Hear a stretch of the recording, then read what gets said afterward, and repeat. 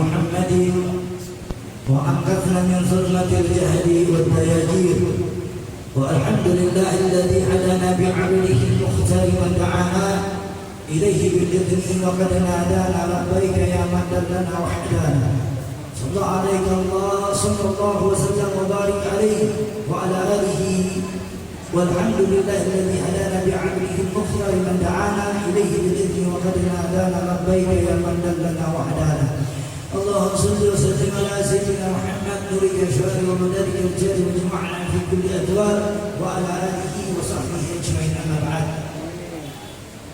أيها الحاضرون jamaah rutin Ahad malam Senin yang dibahagiakan dan diberkahi oleh Allah Subhanahu wa taala. Kita akan mengangkat satu sabda dari Rasulullah tentang umat yang bercahaya di hari kiamat. Umat yang bercahaya di hari kiamat. Siapakah di antara kita? Siapakah di antara mereka? Sabda Nabi Muhammad SAW, sungguh umatku digelari di hari kiamat sebagai cahaya. Sungguh umatku akan digelari dia sebagai cahaya yang terang benderang. Jadi akan ada cahaya dari cahaya Nabi Muhammad yang akan dipercikkan di dunia ini melalui nurnya Nabi Muhammad. Melalui nur itu nanti di hari kiamat wajah-wajah orang pencinta Nabi Muhammad akan bersinar. Di sini kitab yang disusun oleh Habib Munsir, kita doakan beliau semoga beliau ditempatkan di sisi Allah Subhanahu wa taala. Fatihah.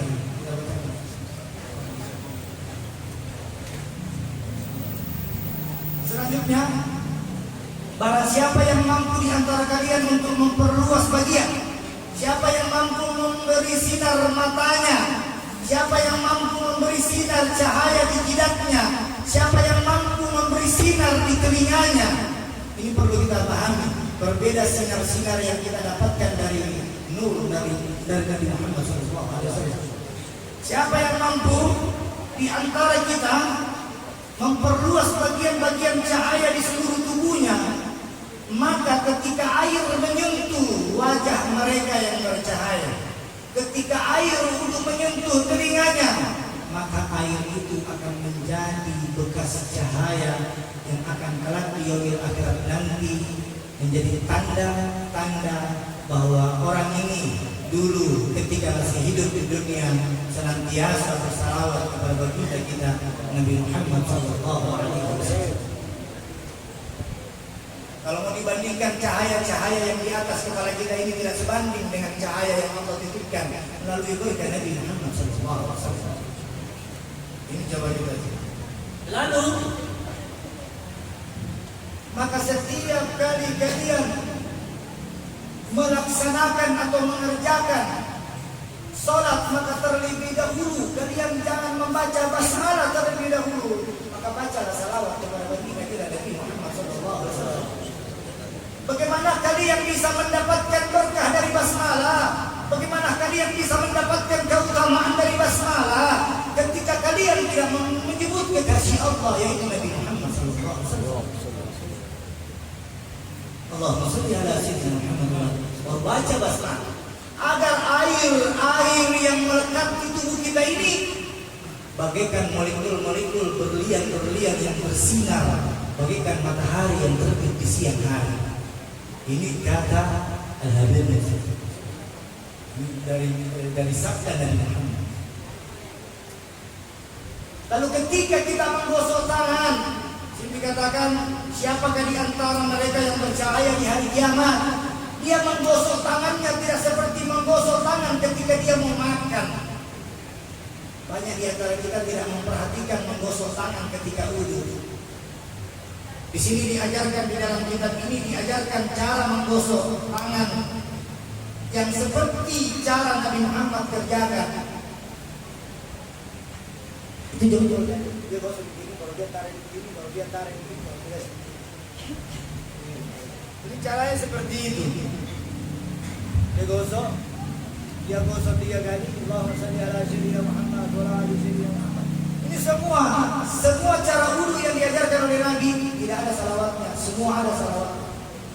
Semua dibacakan salawat. Pada saat mencuci muka membaca salawat. Ada 4 syarat sahnya wudu.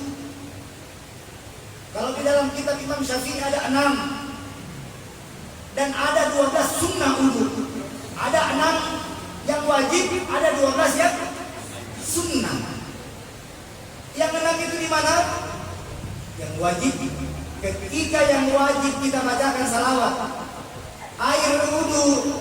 Ketika kita mencuci muka kita, air itu tidak boleh digosok-gosok, harus mengalir. Ini sahnya wudu. Kalau ada orang ambil wudu, ini baru dikasih begini, tidak sah. Tidak, harus ambil wudu, harus mengalir ini. Ini air harus mengalir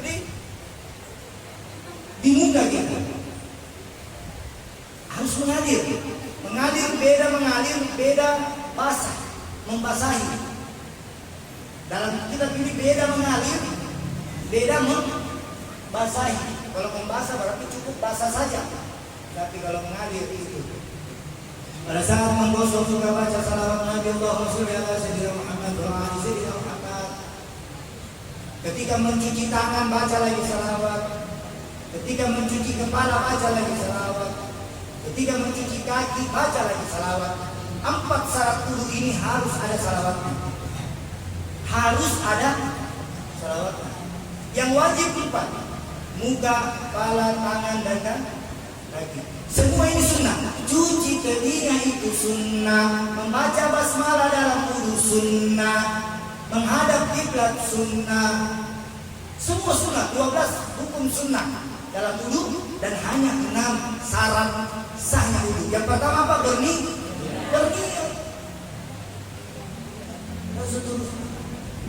Nah, kita tidak membahas tentang bab wudu. Saya mengatakan bab cahaya di yaumil akhirat nanti. Apa syaratnya? Cahaya yang akan bersinar ketika kita menghembuskan napas terakhir. Di situ ada nurnya Nabi Muhammad SAW. Kenapa? Karena ada salawat yang senantiasa kita baca di pagi, di siang, di sore, di malam hari ini.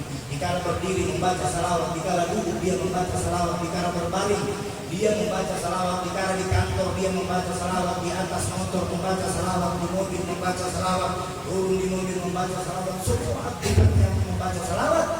Inilah yang akan nanti ditandai oleh Nabi. Cahaya ini, walaupun dia paling di belakang antrian, maka Nabi berteriak, labbaik, sini kamu, kata Nabi. Kamu dahulu di dunia lebih banyak bacaan salawatmu daripada gosip-gosipmu, kata Nabi. Kamu dulu di dunia lebih banyak aktivitasmu menyebutkan memanggil namaku. Allahumma sholli. Sini kau. Ini orang di belakang sekali. Ini ada kisah. Ini orang yang pencinta salawat meninggal dunia. Ketika dia meninggal dunia dibariskan dia di dalam mimpinya dan dia melihat dirinya paling di belakang. Ketika orang satu persatu sudah masuk di pangkuan dari Nabi Muhammad, dipanggil oleh Nabi Muhammad, ada satu orang yang wajahnya melebihi sinar yang ada di depannya semua. Itulah yang dipanggil oleh Nabi. Ditanya, apa amalanmu? Amalanku hanya salawat. Ketika aku bangun tidur baca salawat, ketika mau tidur baca salawat, semua aktivitasku baca salawat. Akhirnya apa?